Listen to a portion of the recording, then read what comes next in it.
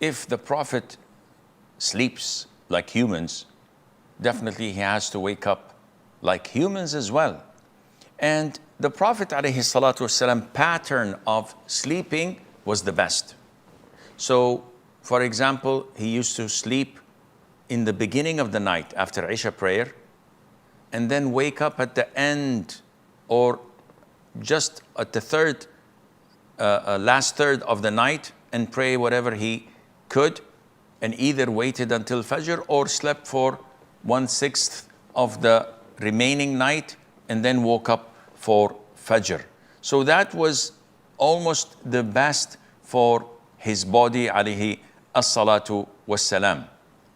And whenever he woke up from sleep, he used to say, Alhamdulillah alladhi ahyana ba'dama amatana wa ilayhi nushur.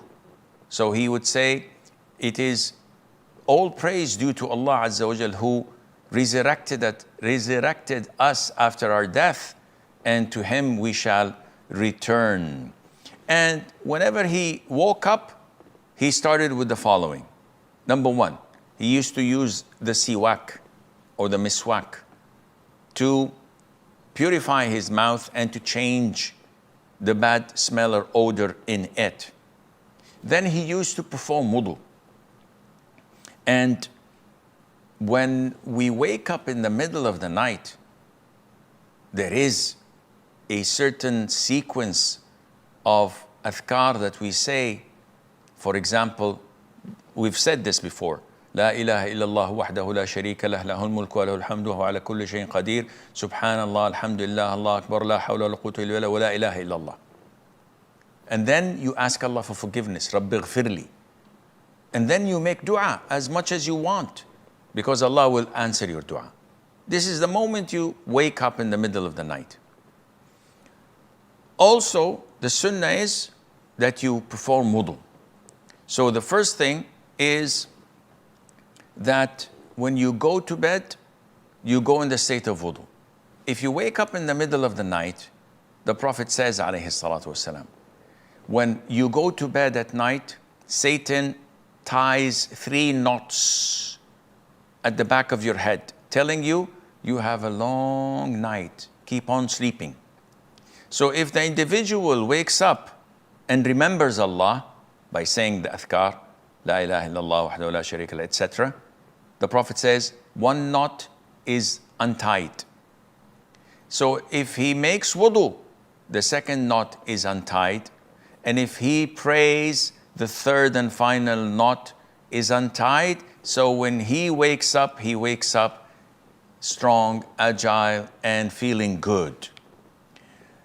When you wake up, the Prophet says, alayhi salatu wasalam, do not dip your hand in the bucket. The moment you wake up, you wash your hands 3 times, because you don't know where your hands had spent the night. And also, he tells us to rinse our noses and blow them 3 times, because the devil has slept at our nostrils.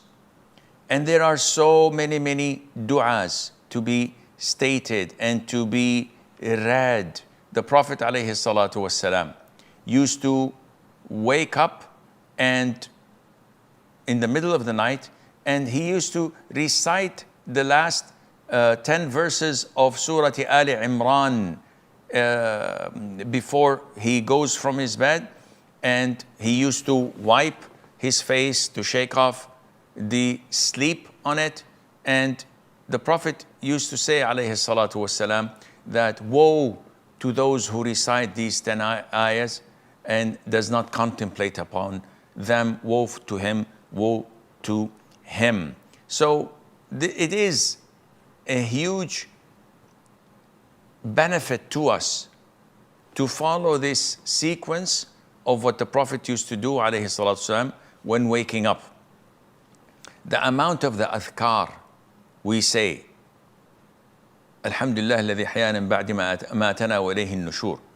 The amount of dua and invocation and supplication, knowing that Allah will answer us, because the Prophet told us, alayhi salatu wasalam, this great dua, لا إله إلا الله وحده لا شريك له له الملك والحمد على كل شيء قدير سبحان الله الحمد لله الله أكبر لا إله إلا الله ولا حول ولا قوة إلا بالله. رب اغفر لي.